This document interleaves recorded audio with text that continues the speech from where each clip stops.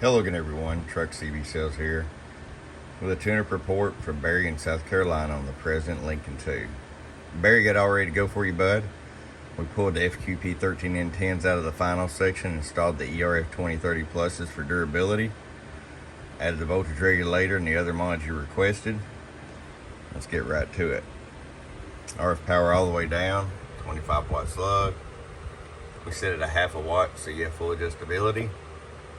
And a safe 5 watts carrier all the way up. And I'm going to show you average power swing. Hello.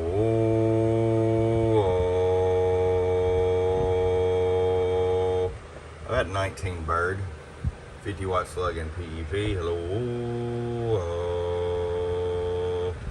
Looks like we're ending up about 43 PEP. Alright, Barry, it's ready to come to South Carolina from your friend Truck at www.truckscbsales.com. Boom, boom.